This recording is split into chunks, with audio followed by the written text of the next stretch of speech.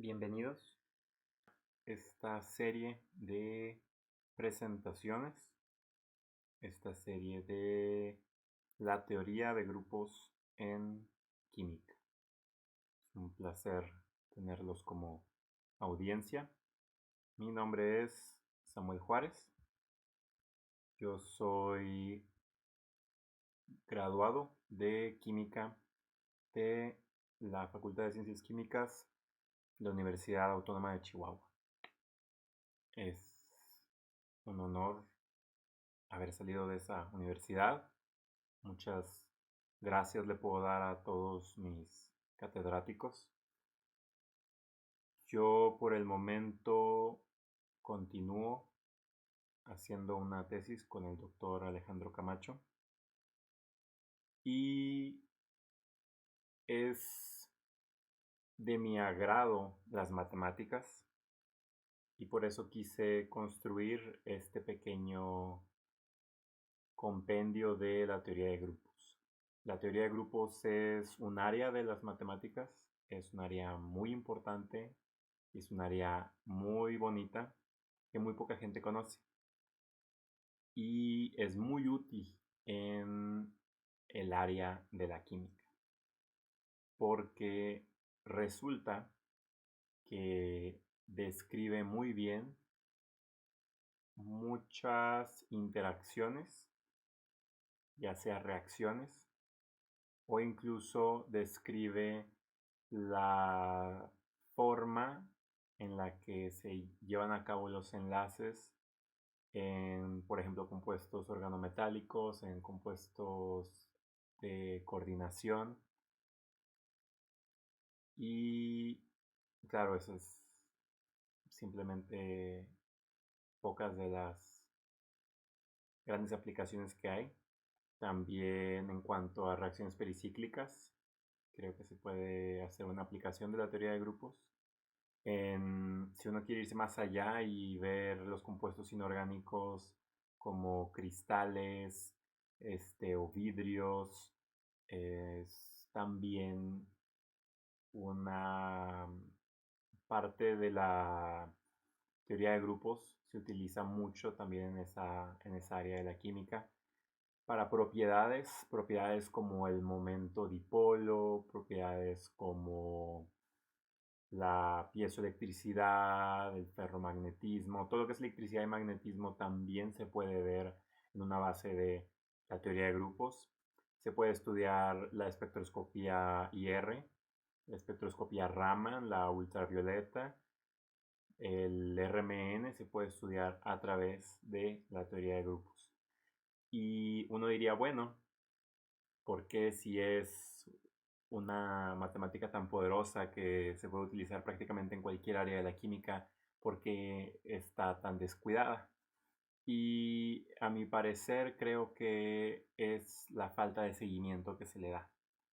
No ocurre un muy buen seguimiento de las aplicaciones de las matemáticas. Tal vez hay gente que sí enseña teoría de grupos, pero no se entrega una buena aplicación al final del curso. Y esto es lo que hace que muchos estudiantes digan, no, pues mejor yo no me voy a meter en ese problema.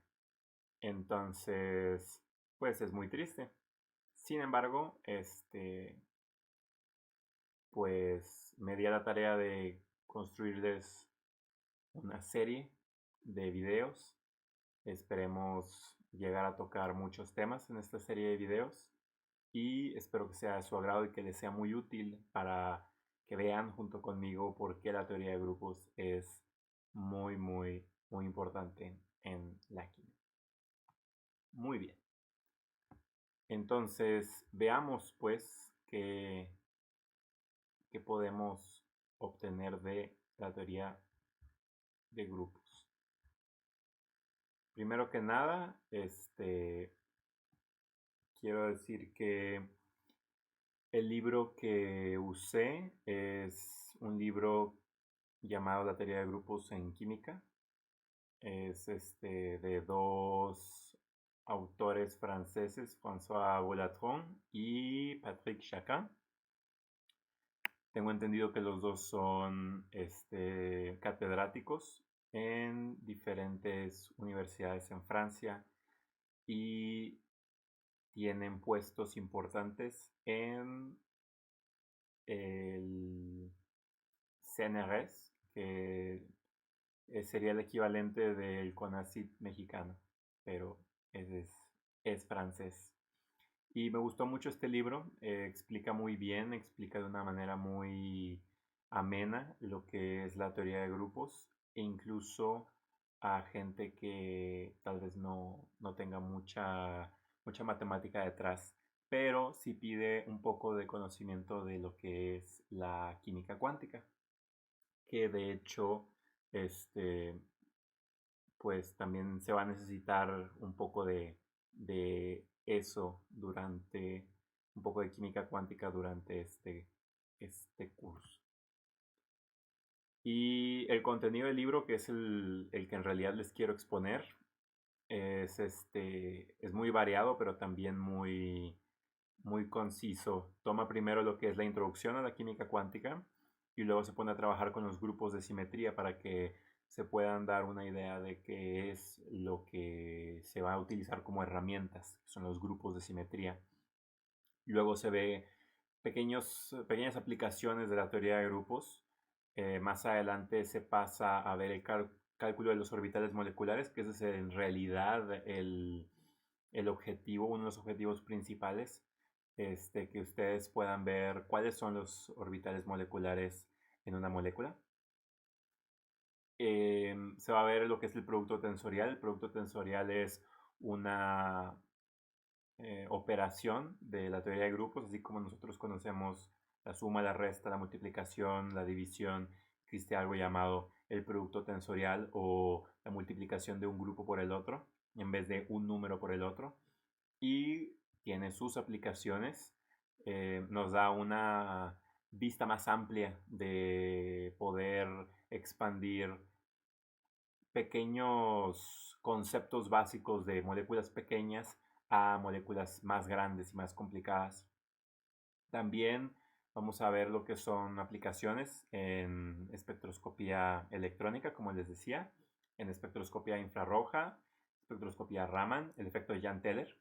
Este es un efecto que muchos estudiantes de química inorgánica de seguro ya tuvieron algún tipo de acercamiento a él y esperamos trabajar el efecto Jahn-Teller a través de lo que son la teoría de grupos. Se van a ver ciertos grupos particulares, estos se ponen más hasta el final debido a que se requiere un poco más de matemáticas y un poco más de abstracción y por lo tanto es necesario ya haber visto muchas aplicaciones para que cuando se llegue a los grupos particulares uno no se pierda entre tanta explicación que podría haber.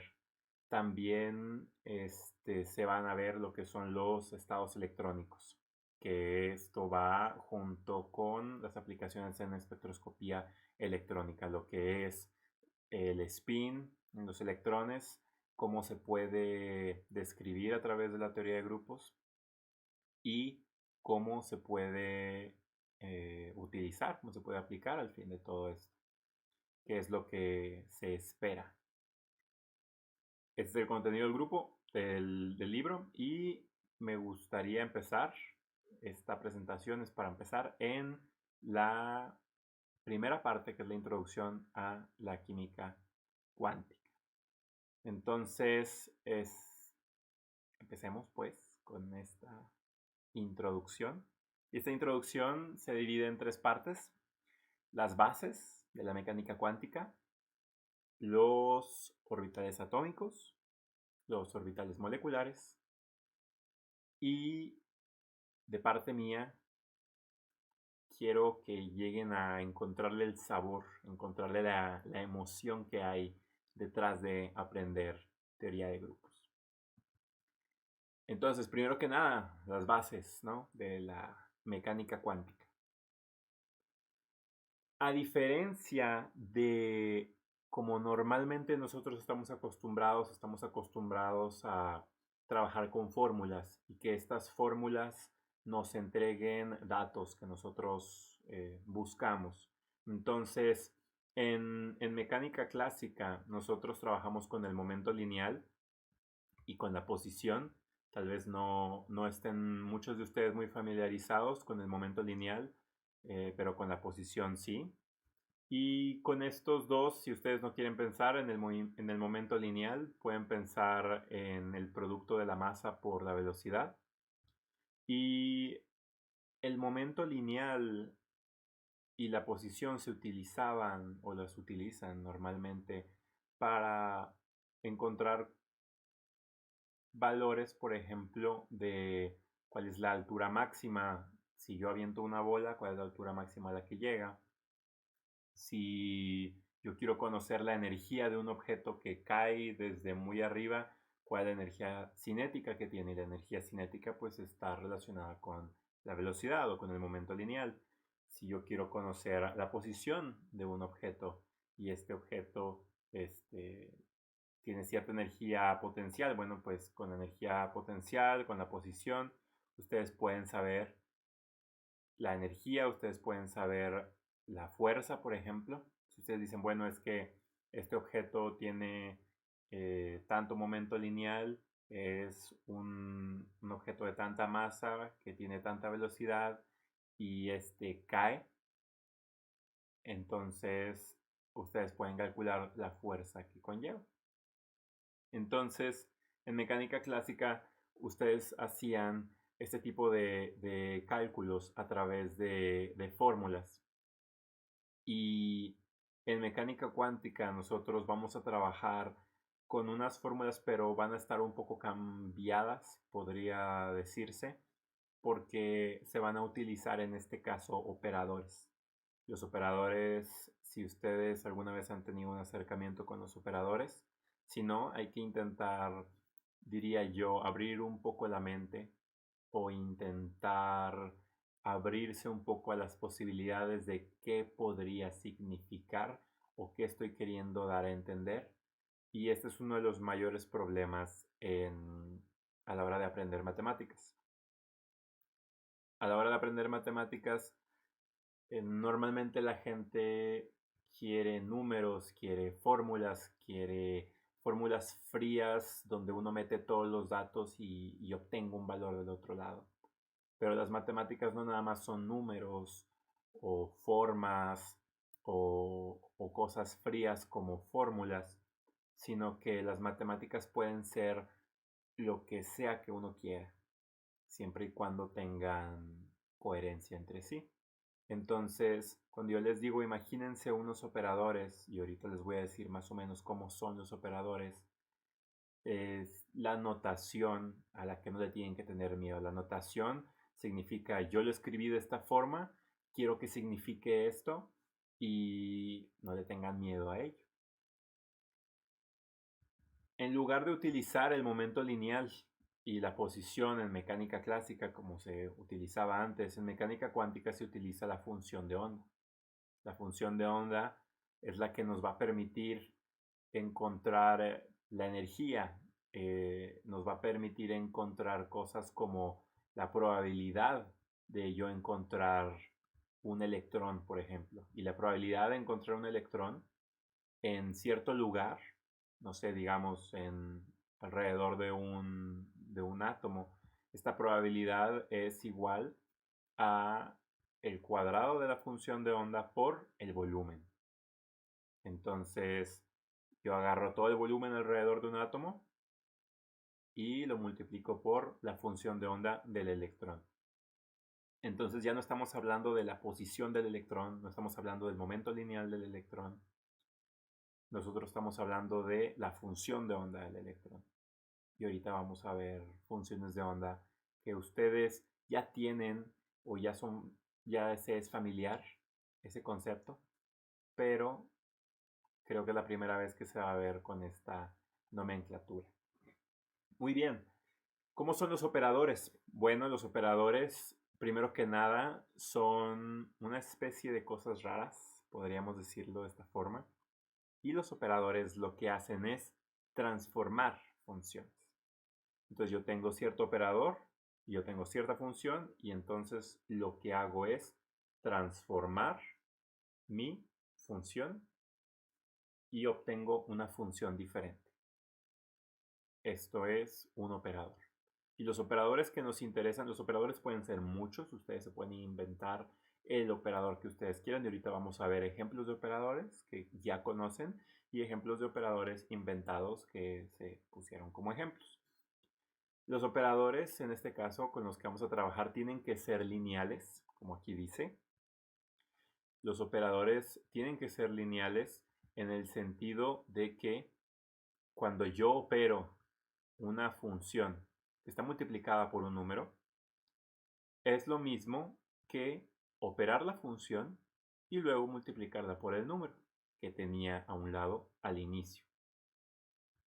Otra también de las cualidades de que el operador sea lineal es que si yo opero dos funciones que están sumadas, pues esto es lo mismo que operar primero una función y luego sumarla a la otra función operada. Y pues también lo que se espera es que haya funciones propias. Ahora, el concepto de una función propia también lo vamos a encontrar, lo vamos a explicar un poco más a fondo, pero en este caso una función propia es aquella, porque yo aquí puedo inventarme o puedo tener un montón de funciones. Puedo agarrar una función como x cuadrada o como x o x cuadrada más 2x o el logaritmo de x o 1 entre el logaritmo de x. Yo puedo inventarme muchas funciones y meterlas dentro de este operador a ver qué sale del otro lado después de haber sido operada. Y solamente hay un rango muy pequeño de funciones que se llaman funciones propias. Y las funciones propias son aquellas que cuando decimos, ok, voy a meterla dentro del operador para ver qué es lo que aparece del otro lado. Mi operador me la va a transformar esta función, pero vamos a ver qué aparece del otro lado. Y resulta que lo que aparece del otro lado es la misma función. Cuando la operamos aparece del otro lado la misma función, pero multiplicada por un número. Este número también lo llaman eigenvalor o valor propio. Y a nuestra función la llamamos función propia, autofunción, eigenfunción también le dicen. Y esto es algo muy interesante que nos va a servir mucho y que de hecho es algo que nosotros buscamos en las funciones y en los operadores con los que vamos a trabajar. Y estos operadores pueden conmutar entre ellos. Ahorita también vamos a hacer una descripción de qué significa conmutar, pero muchos de ustedes ya tienen la idea de qué es conmutar. Conmutar es el dicho viejo de el orden de los factores no altera el producto. Eso es lo que dice la gente. Y claro, si ustedes suman 3 más 4 es lo mismo que 4 más 3. Y el orden no altera el producto. Pero hay veces en el que el orden sí altera el producto. Cuando el orden no altera el producto, se dice que conmuta. Pero cuando sí se altera el producto, significa que no conmuta. Es decir, por ejemplo, operaciones que no conmutan son ponerse los calcetines primero y luego los tenis. No es lo mismo a ponerse primero los tenis y luego los calcetines. Esa operación no conmuta. Operaciones que sí conmutan, aunque mucha gente tal vez no esté de acuerdo conmigo, es que se pone primero si el cereal o la leche. Y uno podría decir hasta cierto punto que las operaciones conmutan, que da igual si se pone primero el cereal y luego la leche, a que primero la leche y luego el cereal, porque el resultado es el mismo. Entonces, vamos a ver ciertos ejemplos. Vamos a trabajar primero con un operador que muchos de ustedes ya conocen. Este operador se llama la derivada. Y la derivada como operador es ella misma, cuando opera, Es lo mismo operar 10x cuadrada a operar primero x cuadrada y luego multiplicarla por 10, que la derivada de x cuadrada es 2x, entonces el resultado al final es 10 por 2x. Y muchos de ustedes están cómodos con esta idea. Primero ustedes sacan la derivada de x cuadrada y luego la multiplican por 10. Sencillo. Esto es un operador lineal. Un operador lineal es aquel que tiene estas cualidades como la derivada. También, si nosotros queremos derivar x cuadrada más 5x, pues esto es lo mismo que primero obtener la derivada de x cuadrada y luego la derivada de 5x. Al final obtenemos 2x más 5. Pero si se dan cuenta, estas son las mismas propiedades que un operador lineal. Un operador lineal tenía que tener estas dos propiedades. Y vamos a llamar entonces, para acortar a la derivada, vamos a llamarla d, el operador d. Así que cuando el operador d, el operador derivada, intenta transformar esta función, lo que obtenemos es la función transformada, y la función transformada es 2x más 5. Si se dan cuenta, en este caso, este polinomio de aquí, x cuadrada más 5x, al final cambió de ser de segundo grado a ser de primer grado. Entonces, no se puede llamar una función propia porque no está en el mismo lugar. No es la misma función a la hora de salir del otro lado, a la hora de ser transformada. La derivada se comporta así como un operador lineal, pero al menos para esta función no es una función propia o una eigenfunción de nuestro operador derivada. ¿Habrá una función que sea eigenfunción o función propia de nuestro operador derivada? Y de hecho sí, y ustedes ya la conocen. La función propia de la derivada es e a la x. Porque si nosotros derivamos e a la x, lo que obtenemos del otro lado es e a la x. Si nosotros derivamos e a la 2x, lo que obtenemos del otro lado es 2e a la 2x. Y de hecho, esta es la función propia. Y fíjense bien que nosotros definimos una función propia como al operarla va a salir lambda por la función inicial. En este primer caso lambda es 1 y en este segundo caso lambda es 2. Son los valores propios de la función. ¿Hasta aquí todo bien? Después nos preguntamos si los operadores conmutan, es decir, si un operador, si da igual si se hace AB o si se hace BA, ¿será lo mismo o no será lo mismo? Vamos a agarrar estos tres operadores A, B y C, aunque no son operadores lineales. Vamos a agarrarlos y vamos a intentar trabajar con ellos.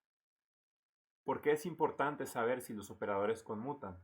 Bueno, porque cuando nosotros sepamos la función propia de un operador, resulta que esa función propia de un operador es la misma función propia que del otro operador. Entonces ya no tenemos que andar por ahí buscando, no tenemos que andar buscando cuál es la función propia del otro operador.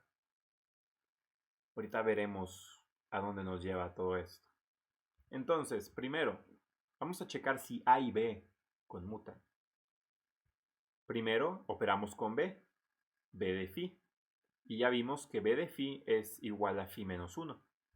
Entonces vamos a obtener phi menos 1 del otro lado. Ahora sigue operar con A. Operamos con A y vamos a obtener que A de phi es igual a phi al cuadrado. Es decir, que cualquier cosa que esté aquí dentro del paréntesis lo elevamos al cuadrado, que es lo que obtenemos aquí. Siguiente, B por A. Primero operamos A. Operamos con A y lo que vamos a obtener del otro lado es phi cuadrada. Aquí está. Ahora operamos con B. Y lo que sea que tenemos dentro de B, nada más le restamos 1, que es esto de acá. Noten muy bien que esto de aquí y esto de acá no es lo mismo. Entonces, obtener primero o conmutar, operar primero con B y operar después con A no es lo mismo. Obtenemos cosas diferentes. Estos operadores no conmutan. Siguiente, vamos a ver si conmutan A y C. Si primero operamos con C, lo que obtenemos, según C, es phi al cubo, que es esto de aquí, phi al cubo. Después, lo que se hace es que cualquier cosa que hay aquí adentro de A se le va al cuadrado.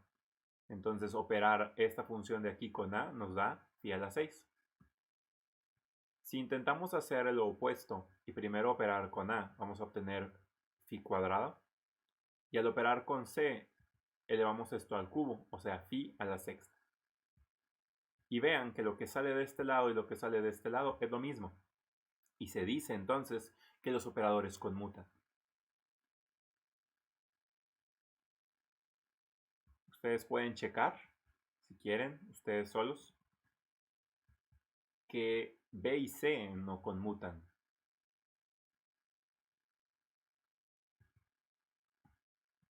Ahora sí, ¿qué es la función de onda que mencionamos anteriormente? La función de onda ahora la vamos a utilizar en lugar de buscar la posición o intentar, en lugar de buscar el momento lineal del electrón, vamos a trabajar con este aspecto llamado la función de onda. ¿Cómo es la función de onda que describe al electrón? Bueno, primero debemos de preguntarnos dónde está el electrón o en qué sistema. ¿Por qué? Porque la función de onda es una función propia del hamiltoniano. El hamiltoniano es, como lo adivinaron, un operador. Es un operador lineal. Y además, este operador transforma funciones.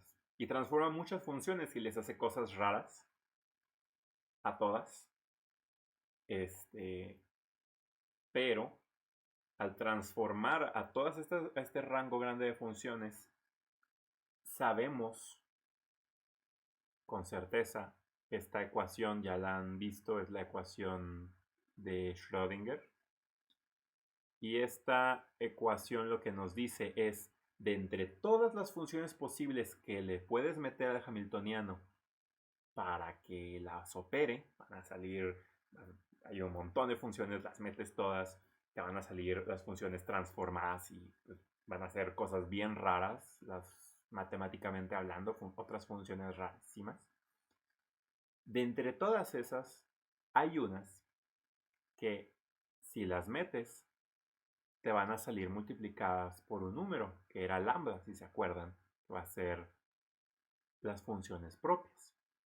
Esas funciones son las funciones que describen al electrón. Esas sí, las otras no. Esas sí describen al electrón. Y no solamente eso, que cuando salgan transformadas, la lambda por la que salieron multiplicadas a la hora de ser transformadas es la energía que tiene el electrón.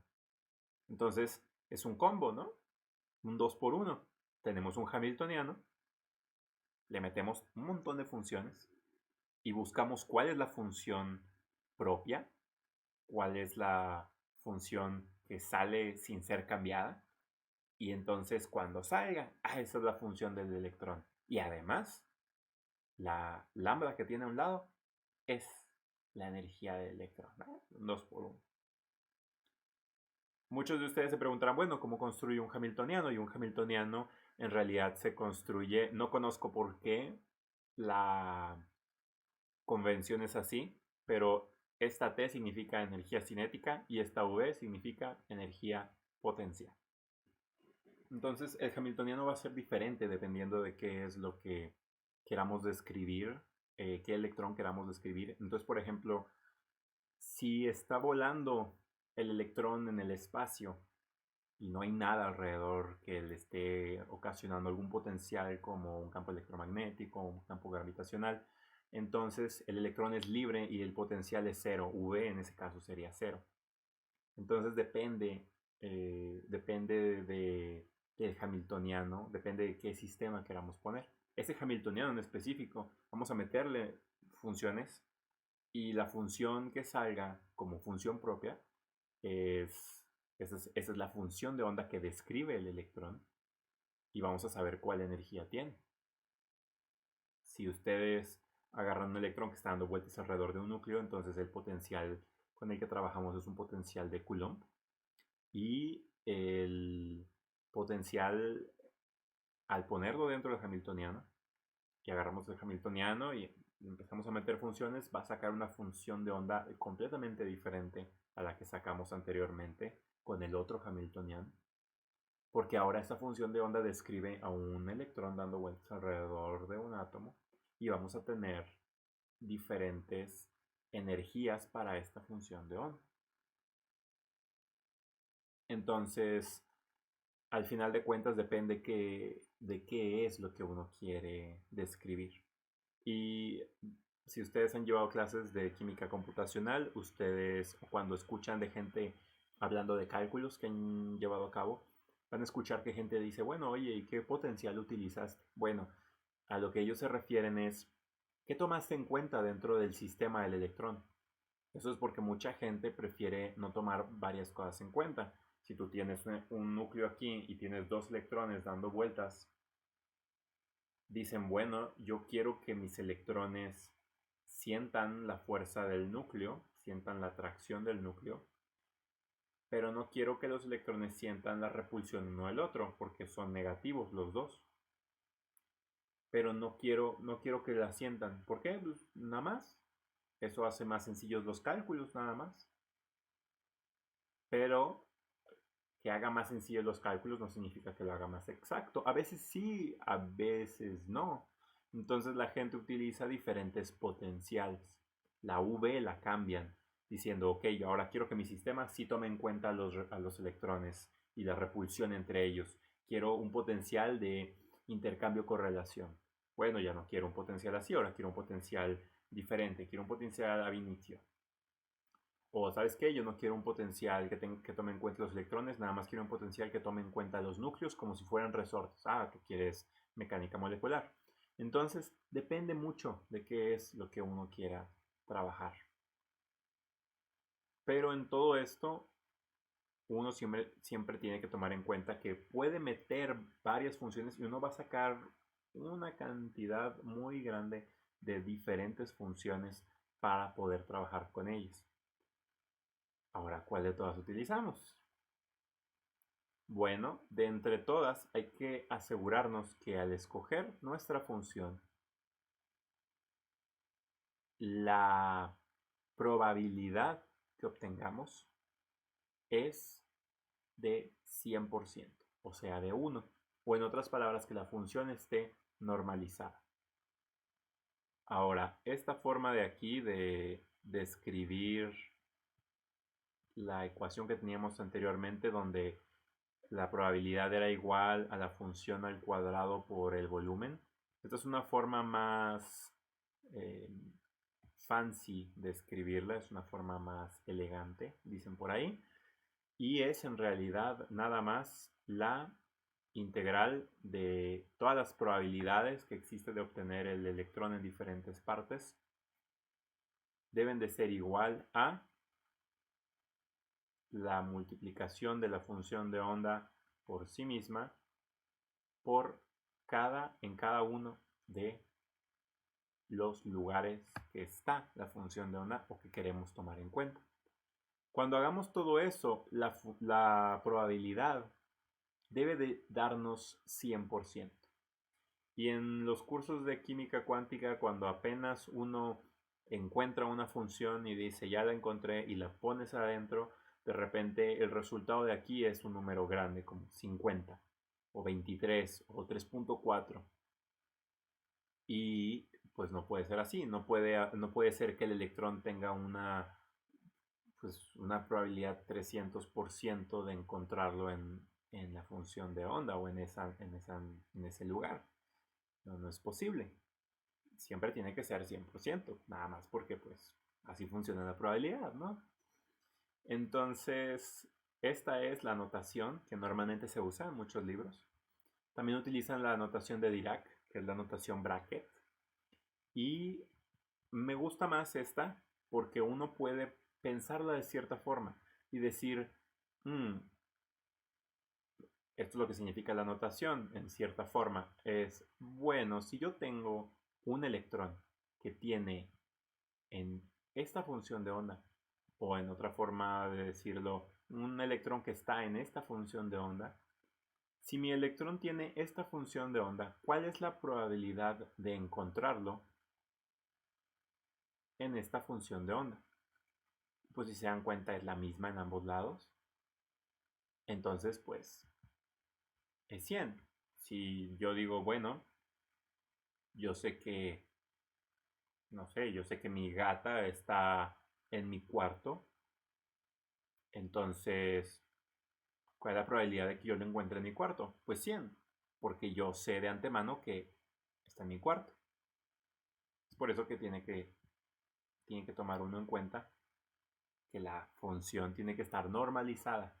Es decir, tiene que darme 100% a la hora de tomar en cuenta todo el espacio de la función de onda. No me puede dar otro número como 50 o 2 millones. No, no se puede. Tiene que darme 100% o 1 en este caso. Ahora, ¿qué es el solapamiento? Ya podemos empezar a trabajar en temas un poquito más elaborados de cuántica. Por ejemplo, ¿qué es el solapamiento? Y el solapamiento tal vez lo han escuchado como el solapamiento de orbitales, que un orbital se pone justo encima del otro. Pero, ¿qué es el solapamiento en cuanto a funciones de onda?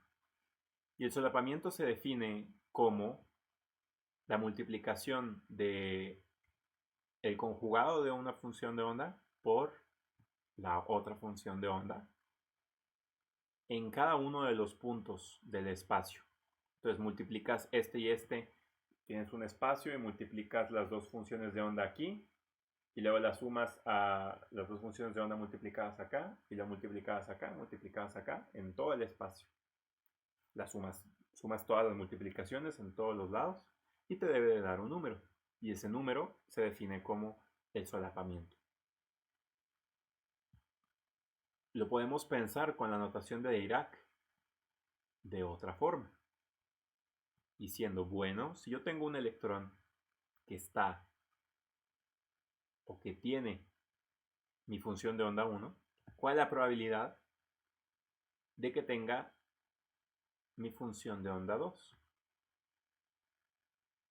Y también el solapamiento lo podemos pensar como el enlace entre dos orbitales. Porque si tenemos dos orbitales de dos átomos diferentes que se acercan, los orbitales vienen y se acercan y se ponen uno encima del otro, entonces la probabilidad de que el electrón que estaba en un orbital esté en el otro empieza a aumentar. Y cuando empieza a aumentar esa probabilidad, decimos que se forma un enlace, porque ahora hay una probabilidad de que un electrón que estaba en un orbital de uno de los átomos ahora esté en el orbital del otro, que se estén moviendo y que formen un enlace entre los dos. Esta es una forma de pensar gracias a la notación de Dirac. El solapamiento también puede ser cero, significa que no hay enlace entre esos dos orbitales o esas dos funciones de onda simplemente no tienen interacción electrónica, es decir, que un electrón que tenga la función de onda 1, ¿cuál es la probabilidad de que esté en la función de onda 2? Y decimos 0. Es decir, que nunca vamos a encontrar este electrón en la función de onda 2. Aunque tenga la función de onda 1, nunca vamos a encontrarlo en la función de onda 2. Ese electrón nunca se va a mover hacia ese orbital. Esa es una forma también en que puede ocurrir o que puede resultar. Pero si se dan cuenta, siempre es un número entre 0 y 100%, o 0 y 1. Porque estamos hablando de probabilidades y las probabilidades pues, siempre tienen que estar entre 0 y 100%. Antes de continuar, algo un poco más familiar a ustedes, podemos hablar de que existen niveles de energía degenerados.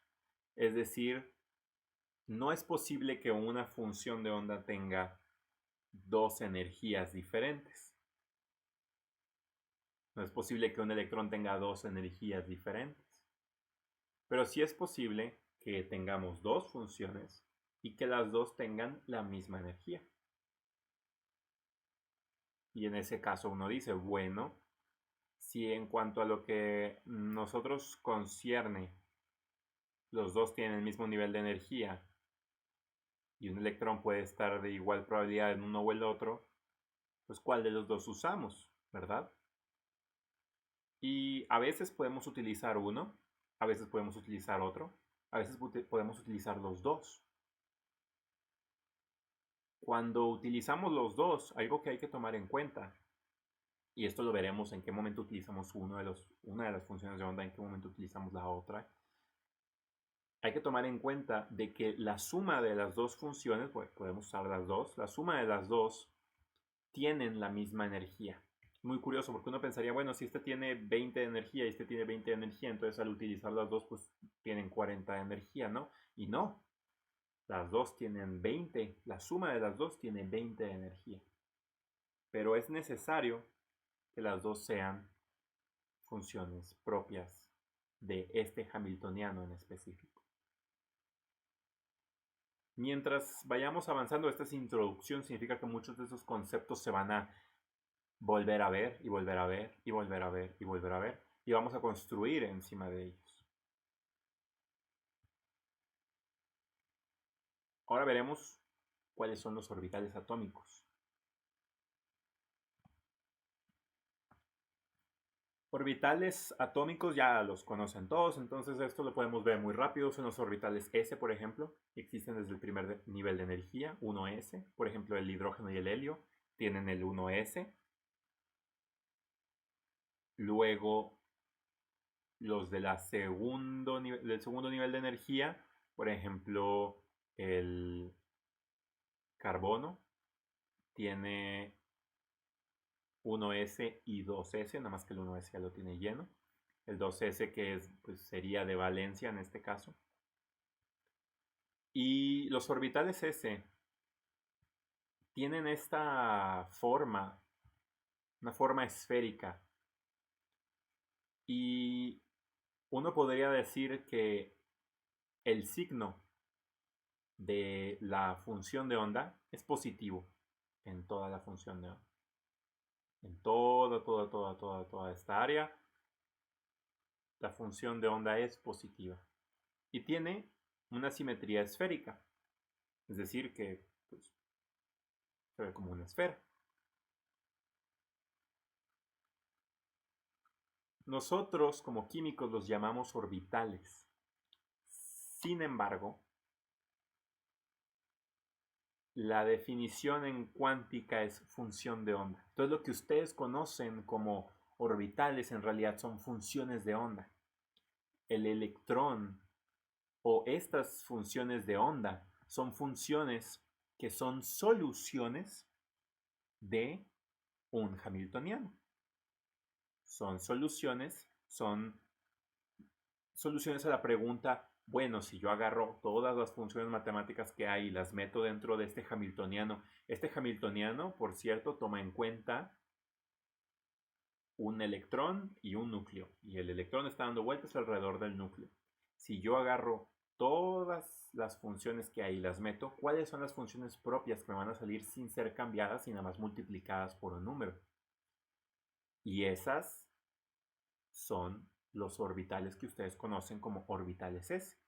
También los orbitales p son funciones propias del hamiltoniano especial que nosotros escogimos como un electrón dando vueltas alrededor de un núcleo. Y los orbitales p existen a partir del segundo nivel de energía. Está el 2p, el 3p, pero no tenemos 1p. Y los orbitales p tienen algo muy importante, que tienen una zona positiva y una zona negativa. Ahora, no es que haya una probabilidad negativa en esa zona. En realidad, el valor del signo no tiene nada que ver con la probabilidad en este caso. Pero es utilizado para saber de qué forma se va a hacer el enlace. El más y el menos sí importan, no nada más están ahí de adorno. También tenemos orbitales d. Y los orbitales d tienen unas formas más o menos ya más raras. Por ejemplo, el 3d, x cuadrada menos y cuadrada. Cada uno de estos lóbulos están parados sobre los ejes. Es un poco diferente al XY, que es su primo cercano, porque estos no están parados, fíjense bien, sobre los ejes. El 3D XY está expandido, así está, esparcido en las direcciones X y Y. El 3D XZ está esparcido en las direcciones Z y X. Y el 3D YZ está esparcido en las direcciones YZ. Y tiene sus zonas positivas y sus zonas negativas. También tenemos el 3D Z cuadrada, que si se dan cuenta tiene como que una forma cilíndrica, está esparcido, está estirado en la zona, en la dirección del Z. Y esta es la zona positiva, aquí tiene una forma como de anillo. Y estas son las zonas negativas. Bueno, en realidad uno puede pensar, diría, bueno, ¿y por qué el azul es positivo y el naranja es negativo? Bueno, pues ponlos al revés. Y de hecho, si tú descubres una de las funciones propias de tu hamiltoniano y dices, ajá, esta es, te vas a dar, y tú dices, bueno, pues, ¿cuál es la energía? No, pues la energía es 20. Ok, la energía es 35. Ok, la energía es 35 y esta es mi función propia. Y tú sigues metiendo y se te ocurre por algún azar del destino meter esa misma función de onda que te dio 35, la metes a hamiltoniano, pero la metes negativa, metes la función pero negativa, la metes al revés. Como nosotros estamos pensando, bueno, ¿por qué el azul es positivo y el naranja es negativo? Bueno, pues dale la vuelta, métela al revés. Y vamos a ver qué energía tiene. Y resulta, ustedes pueden hacer las matemáticas duras, resulta que la energía es la misma, 35. Entonces da igual qué función utilicemos, si la positiva o la negativa a la hora de calcular la energía. De todas maneras va a salir la misma. Pero hay ciertas cosas en las que no da igual. Ya vimos que en la probabilidad pues da igual, en la energía pues da igual si la metemos o no. Pero hay cosas que no dan igual. Por ejemplo, la forma en la que se hacen los enlaces. Y ahora yo me voy a inventar un tipo de operador. Y este operador lo voy a llamar un operador de rotación. Y el operador de rotación yo lo voy a trabajar en 2px. Es decir, escogí el orbital 2p, la función de onda 2px. Y lo que voy a hacer es una rotación en x. Es decir, que en el eje x yo voy a rotar de esta forma. Obviamente, si yo roto 180 grados de esta forma, pues no pasó nada, ¿verdad? Pues nada más dio vuelta así. No hubo ningún cambio. Entonces, fíjense bien que al operar 2px con este operador, obtuvimos pues, 2px, el mismo. ¿Qué pasa si operamos haciendo la rotación, pero ahora en el eje de las y? Y movemos ahora de esta forma. Pues la parte negativa queda en donde estaba la positiva y la positiva en la negativa. Es decir, que operar 2px con nuestro operador que nos acabamos de inventar CY es igual a menos 2px, es decir, le dimos la vuelta. Esto es teoría de grupos. Teoría de grupos, vamos a empezar a trabajar imaginándonos a los orbitales dando vueltas. ¿Qué pasaría si yo agarro un operador y lo opero? Y se van a dar cuenta de que solamente ciertos, solamente ciertas funciones propias de ciertos operadores de nuestra teoría de grupos, solamente entre ellos puede haber enlaces y entre otros no. Entonces podemos clasificar todos nuestros orbitales. Por ejemplo, si yo agarrara el orbital S y le intentara hacer Cx al S, pues es una esfera, entonces quedaría igual. Y si yo lo hiciera con el CY, pues y lo volteara al otro lado, pues quedaría igual. Entonces, nosotros podemos clasificar los orbitales ya no como 1s o 2p o 2px o 2py, porque eso no me dice nada en cómo se enlazan. ¿Cómo sé si el 2px se va a enlazar con el 2px del otro átomo? No, nada me dice eso. Entonces, ¿por qué utilizamos una clasificación así? Bueno, la clasificación 1s y 2p y 3d, pues tiene que ver con energía, pero ahora a nosotros nos importa mejor llamar a estos orbitales de otra forma, llamarlos de una forma que sea coherente para hacer enlaces. Entonces, ahora sí podemos decir, bueno, pues voy a llamar, voy a ver el orbital 1s y voy a hacerle muchas operaciones con estos operadores y voy a ver con cuáles sí cambia y con cuáles no cambia. Y ahora sí, cuando ya cheque con cuáles sí cambia y con cuáles no cambia, voy a decir, bueno, no cambio con ninguno. Bueno, lo voy a llamar, en vez de 1s, lo voy a llamar, no sé, E.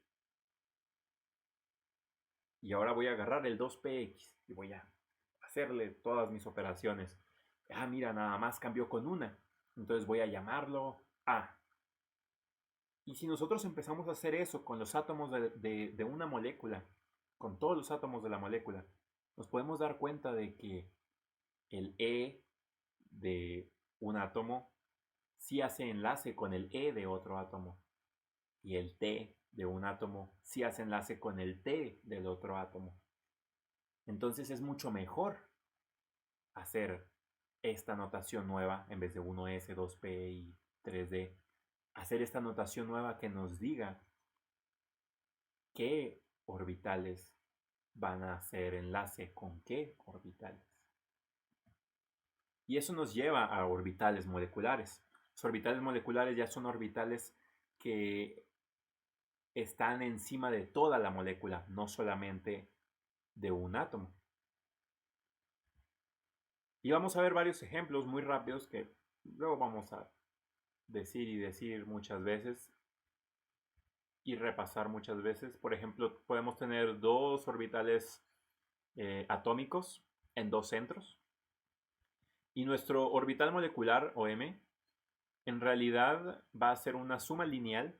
Así es como nosotros lo aproximamos. No sabemos si es lineal o no, pero vamos a intentar aproximarlo como una suma lineal de C1x1. Bueno, este es Chi1. Y este es el orbital atómico de mi primer átomo o mi primer orbital atómico, el que yo quiera tomar. Yo agarro un primer orbital atómico, agarro un segundo orbital atómico y mi orbital molecular va a ser la suma de ellos dos multiplicado por C1 y C2.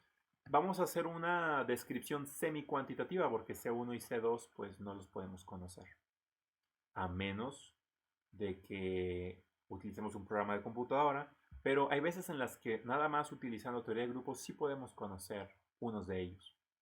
Y hay diferentes formas en las que se enlazan. Por ejemplo, podemos tener dos idénticos con un enlace entre ellos.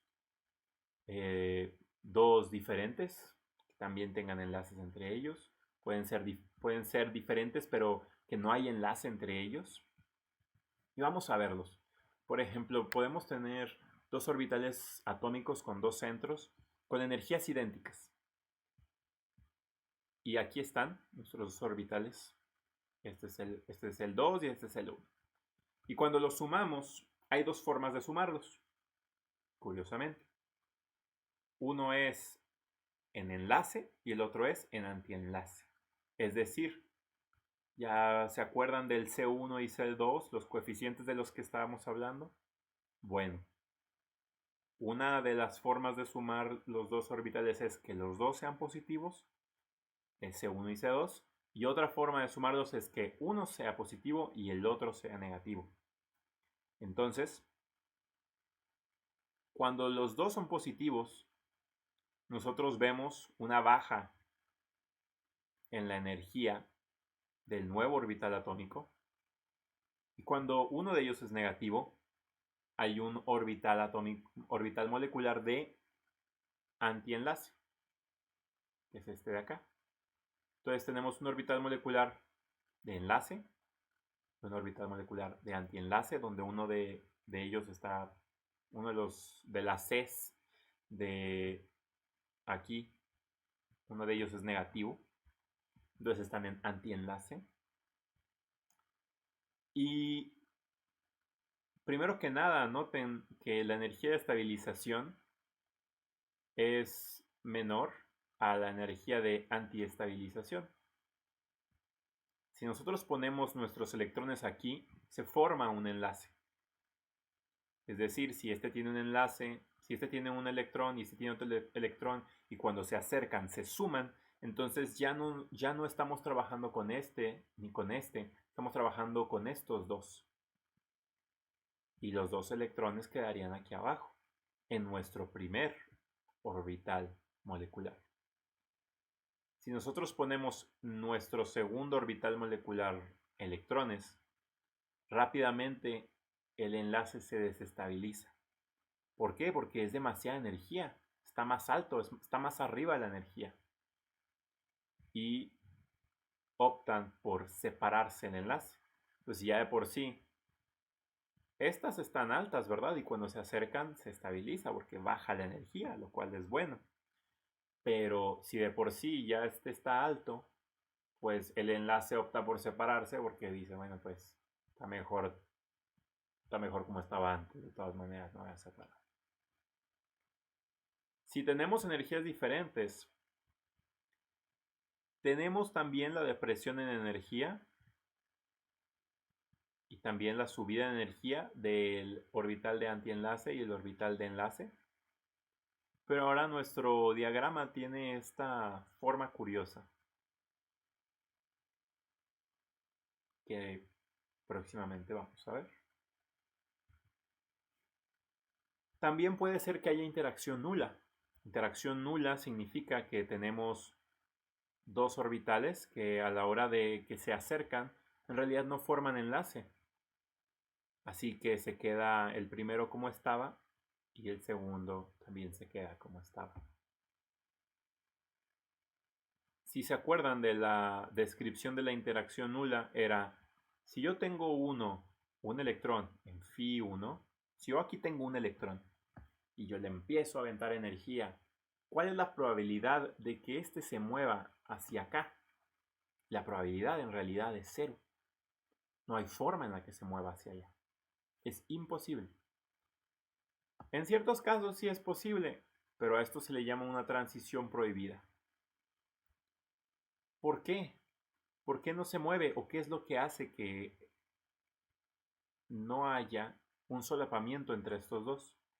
Bueno, dijimos que para poder calcular el solapamiento había que multiplicar una función por la otra en todas las regiones y sumar. Bueno, pues vamos a multiplicar, digamos, este número o esta zona de aquí por esta zona de acá. Y luego esta zona de aquí por esta zona de acá. Y luego esta zona de en medio por esta zona de en medio. Y así multiplicamos todo. Todo por todo. Este por este, y luego este por este, y luego este por este, y luego este por este, y así. Multiplicamos todo por todo, todas las zonas por todas las zonas y sumamos todo. Resulta que la suma de todo esto nos da 0 y ocurre porque al multiplicar, fíjense bien de la simetría, bueno, en este caso podría decirle antisimetría, al multiplicar esto por esto, nos va a dar un número como, no sé, 30. Pero al multiplicar esto por esto, fíjense que también nos va a dar el mismo número. ¿Por qué? Porque pues es la misma zona, esta por esta, es lo mismo que multiplicar esto por esto, ¿verdad? Es lo mismo. Son la misma función de onda, nada más pues están al revés. Y como es esférico y tiene los mismos, la misma descripción en todos puntos, pues pues esto por esto, me va a dar lo mismo que esto por esto. Nada más que esta zona de aquí es negativa. Entonces, si acá arriba me dio 30, acá abajo me debe de dar menos 30. Eso significa que al multiplicar toda mi función de onda por una parte de la otra función de onda, al final de cuentas, cuando las sume por la parte de abajo, se van a cancelar y me va a quedar 0 al final. Si me queda 0, significa que no hay un enlace. Y podemos ver aquí que nada más por la asimetría, bueno, antisimetría, no hay un enlace. Podemos también tener 3 orbitales atómicos en 2 centros. Si me permiten decir que esto es la base de, o encontrar las interacciones nulas es la base de saber cuál es la forma de los enlaces. Esto es así porque muchas de las interacciones entre los orbitales atómicos son nulas y solamente muy pocas son en realidad enlaces. Entonces, así, buscando las interacciones nulas, es como vamos a poder hacer una descripción de los enlaces. Y de la misma forma que, como ya dije anteriormente, hacer una nueva nomenclatura. En lugar de llamarle 1S y 2P o 3D, vamos a intentar inventarnos una nueva nomenclatura, voy a decir inventarnos, pero en realidad ya está descrita. Pero vamos a irla viendo.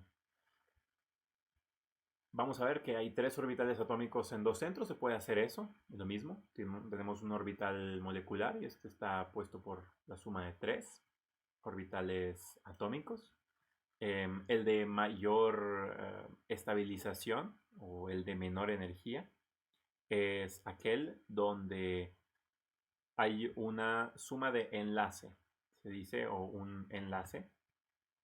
Estos dos están en enlace y estos dos están en enlace.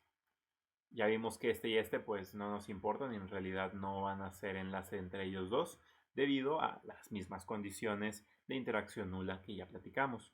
Pero cuando el orbital atómico X3 se acerca, bueno, Chi3 al orbital atómico Chi2, se acercan así, no van a dar los mismos números. ¿Por qué? Porque esta zona de aquí, al multiplicarla por esto, fíjense que está más cerca a esta zona multiplicada por acá, esta está más lejos. Entonces, los valores positivos al estar más cerca van a ser más grandes a los valores negativos que están más lejos. A diferencia de en nuestro diagrama de interacción nula, donde son del mismo tamaño. Bueno, más bien, están de la misma distancia. Y al estar a la misma distancia, se cancelan. Pero aquí no se cancelan. Entonces tenemos un orbital de enlace y enlace, que es este de aquí. Este de aquí es este de acá. Tenemos un orbital de antienlace, donde Chi1 y Chi3, y Chi3 ya tienen el antienlace, pero sigue habiendo un enlace con el Chi2. Si se dan cuenta que esta zona del diagrama parece como si aquí todavía hubiera un enlace, mientras que esta zona del diagrama se ve como si aquí hubiera un antienlace. Es decir, que Chi3 y Chi1 están en antienlace y Chi3 y Chi2 están en enlace. Y es lo que se ve, Chi1 y Chi3 están en antienlace, este es negativo y este es positivo. mientras que Chi3 y Chi2 están en enlace. Y Fi3, pues se nota que están en antienlace estos dos. Chi1 y Chi3 están en antienlace y Chi2 y Chi3 están también en antienlace. Y es lo que vemos aquí. Chi1 y Chi3 están en antienlace y Chi3 y Chi2 están en antienlace. Ahora el enlace es un solapamiento entre las zonas positivas y negativas, como aquí y como acá. Podemos ver, por ejemplo, con esta descripción podemos empezar a hacer descripciones, por ejemplo, del diagrama del ácido fluorhídrico. El ácido fluorhídrico es el 1s del hidrógeno y de los orbitales de valencia del flúor. Tenemos el 2s, el 2pz, el 2py y el 2px. Asumiendo que el 2px es quien está haciendo el enlace con el 1s, se forman los tres orbitales que ya habíamos hecho y descrito anteriormente. El 2py y el 2pz no interactúan. ¿Por qué no interactúan? Porque aunque estos están así, el 2py está así. Y todos los puntos positivos y los puntos negativos están a la misma distancia. A la hora de que se acerquen, siempre nos va a hacer el 2pz también, pero el 2px no. Entonces el 2py y el 2pz no hay enlace. Nunca van a ver ustedes un electrón del 1s del hidrógeno moverse fácilmente hacia el 2py o el 2pz, pero sí hacia el 2px. Les puedo poner como ejemplo el agua. Estos son los orbitales de los dos hidrógenos sumados al 2s del oxígeno. Y podemos ver aquí, podemos ver la descripción de los orbitales atómicos, pero esta de acá es la descripción de los orbitales moleculares. Este es un diagrama de Walsh que vamos a estarlos utilizando, pero nada más como ejemplo para que vean más o menos en las diferentes energías que hay, cómo es que la descripción sí nos sirvió muy bien. Y en este caso, pues ya no son dos átomos, ahora son tres. ¿Cómo le hacemos para cuando hay tres? Los diagramas se van a empezar a complicar mucho.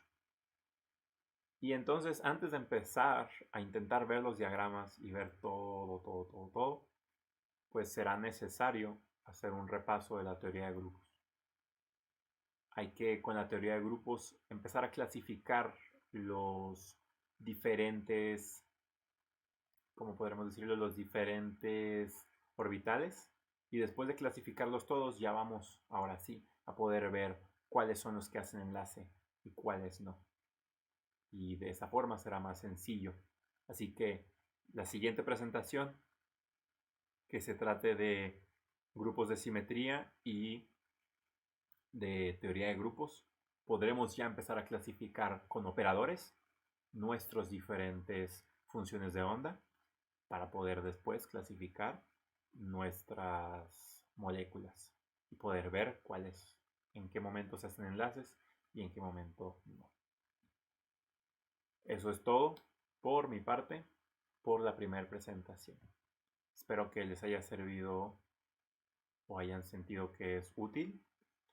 Esto lo van a ver mucho si son químicos en áreas de organometálica, en química orgánica y en química de coordinación. Entonces espero que en realidad les sirva y espero que les haya gustado.